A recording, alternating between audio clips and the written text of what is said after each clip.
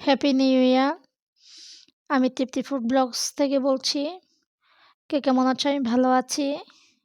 আমাদের বাসায় চলছে 31st নাইট উপলক্ষে পিকনিকের আয়োজন। আমাদের বাসায় প্রায় ১৩টা পরিবার থাকে।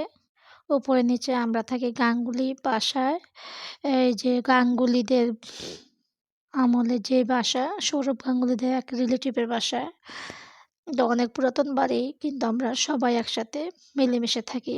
মনে হয় যে এটা বাড়ি, সবাই সবার আত্মীয় এরকমভাবে। আমরা বিভিন্ন অকেশনগুলো একসাথে উদযাপন করে থাকি। এখানে হিন্দু, মুসলিম সবাই আছে। এটা একটা মাসিমা। আর ১ম এ আপনারা দেখেছেন এটা হলো মামি। এটা হলো আমাদের এক ভাই, সুমন ভাই। উনি মাংস কাটতেছে, হাঁসের মাংস, হাঁস পার্টি হবে। এই উপলক্ষে নিউ ইয়ার উপলক্ষে। এটা হলো মামি। মামি মশলাগুলি পেঁয়াজ, রসুন, আদা এগুলি তৈরি করছেন। এখানে আরও আছে, একজন বউ আছেন। আমি আছি, আর একটা বউ আছে। প্রত্যেকে কাটাকাটি নিয়ে ব্যস্ত। রান্নাটা করবে আমাদের এই ভাই। হাঁসটা রান্না করবেন উনি। আর ওনার বড় বোন রান্না করবে পাকোড়া, ভাত।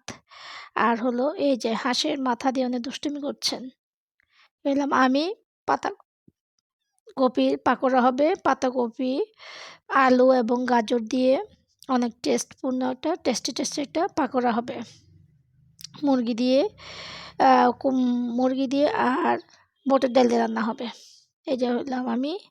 আমি বসে থাকতে থাকতে অসুস্থ হয়ে গেছিলাম। এই যে আমাদের ছোট্ট একজন অতিথি, এই যে দেখছো পড়ে যাচ্ছিল। ওর এই ছোট ভাই, আরেক ভাই, চাচাতো জ্যাঠাতো ভাই ওরা। এটা হলো একটা বোন ওদের। এটা একটা বউ।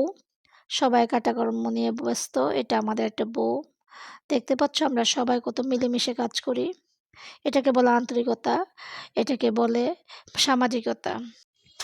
পাকোড়া তৈরির জন্য রেডি হয়ে গেল। সব কিছু কাটাকাটি করে দিয়ে দিলাম। এবার রুমা আপা বাকিটুকু করবেন। আমরা তৈরি করে কাটাকাটি করে দিলাম। এই হলো রুমা আপা, উনি পাকোড়াটা করবে, ভাত করবে এবং বুটের ডাল দিয়ে মুরগিটা করবে। এখানে হাঁসের মাংস রান্না হয়ে যাচ্ছে। মশলা কষানোর পর হাঁসের মাংস, কাটা মাংসটা দিয়ে দেওয়া হচ্ছে। বন্ধুরা, আমার একটি ইউটিউব চ্যানেল আছে, তৃপ্তি ফুড ব্লগস।